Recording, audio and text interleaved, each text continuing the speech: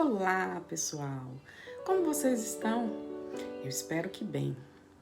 Eu sou Eurides Raide, da Copop Brasil, sou terapeuta, psicopedagoga, atuo nessa área do humano há mais de 20 anos, onde eu entendo que eu posso fazer diferença.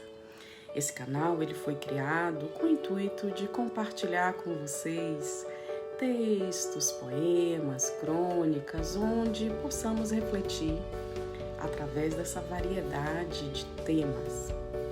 E a linguagem que nos constitui como sujeitos, não é verdade? Para quem ainda não é inscrito no canal, não deixe de se inscrever. Lembre-se de também ativar o sininho para receber as notificações das nossas postagens. Compartilhem com seus amigos. Hoje nós vamos conversar com Cláudio Carvalho e o seu texto por uma nova arquitetura para a comunidade escolar.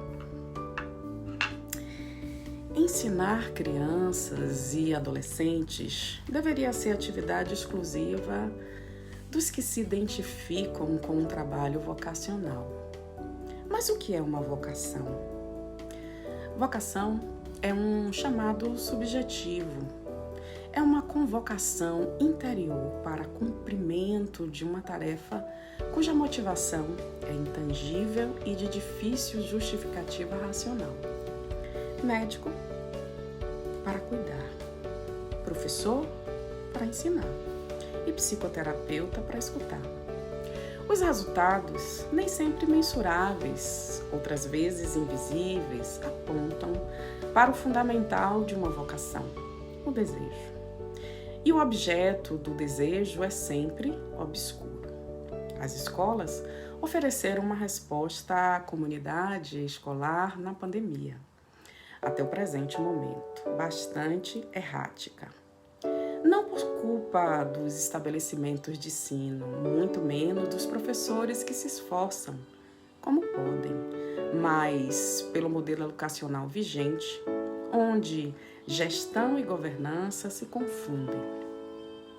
Baseada numa pedagogia de resultados, o consenso estabelecido e pactuado pelos adultos, sobretudo pelos pais, acerca da educação dos jovens, supervalorizou a performance e a avaliação do desempenho com olhos num projeto de vida bem-sucedida, que não raramente deixou para trás a formação de sujeitos.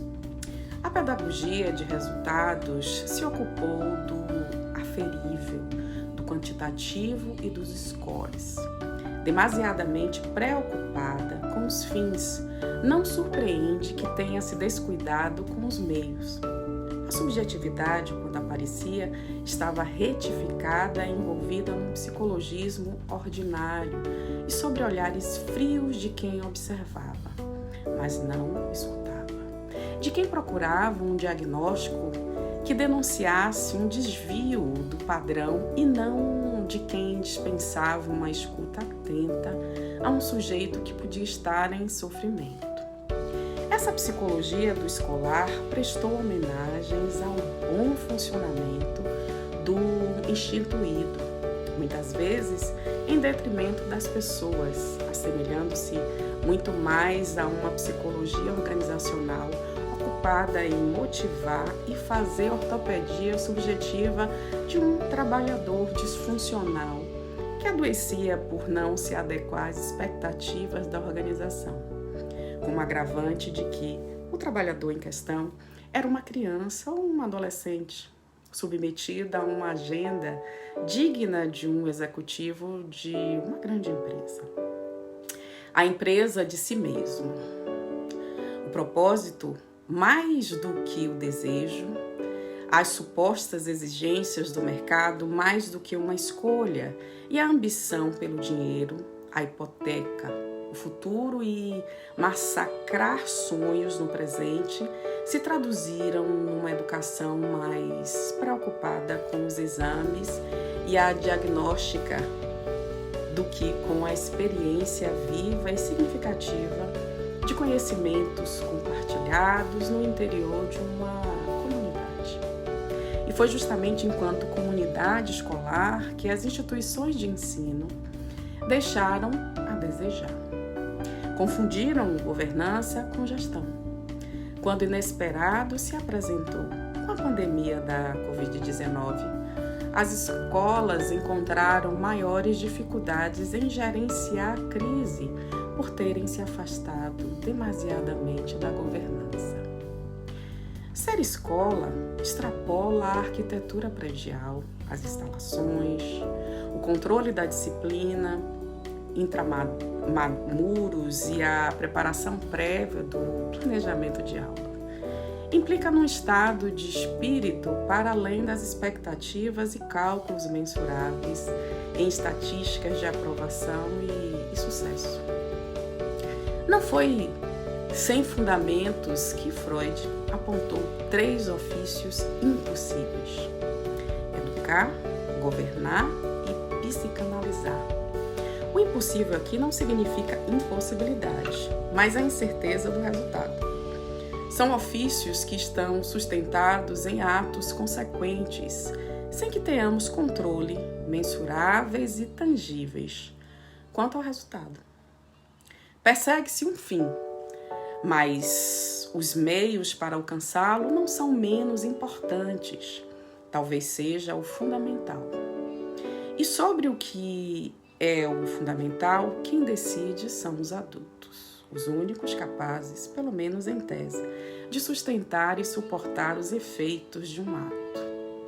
Somente um adulto pode assumir as funções de mestre, governante e psicoterapeuta, porque supõe-se que um adulto seja alguém capaz de produzir um ato e responder pelas consequências. Ilustrativo dessa expectativa é a prática do ato sexual entre um adulto e uma criança com menor de idade, ser considerado crime por ser abusivo, uma vez que não existe paridade, simetria entre o adulto e o menor. A infância e a adolescência são idades da vida de formação biopsicossocial, a exigir acolhimento e amparo. O amparo e o acolhimento devidos pelos adultos é uma questão de responsabilidade e governança, de tomada de decisão por quem se supõe ter poder por saber mais, saber sobre a vida, sobre os fracassos, as frustrações e por reconhecer limites.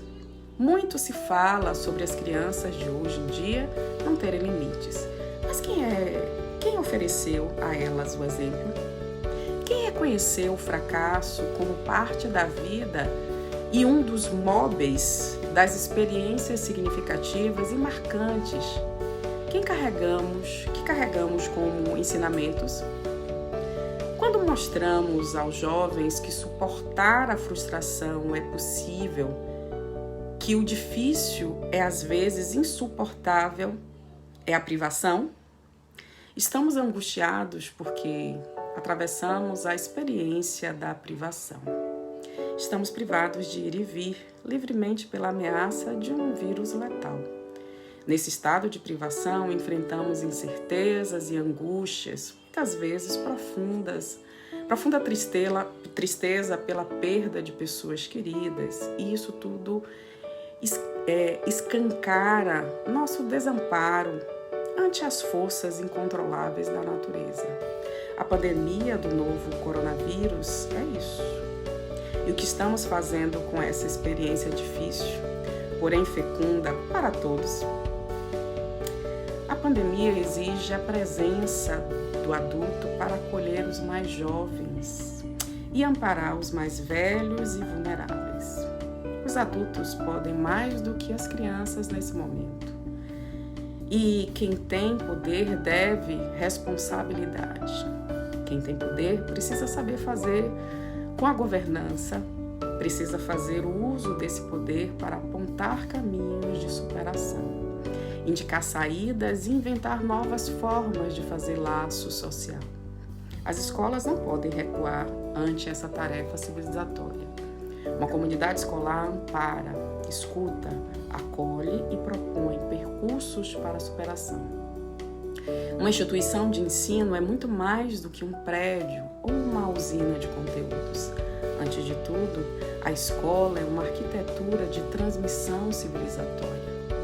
Dos adultos que fazem parte dessa vocação, espera-se que possam levar adiante o trabalho de cultura, com tomada de decisão e governança.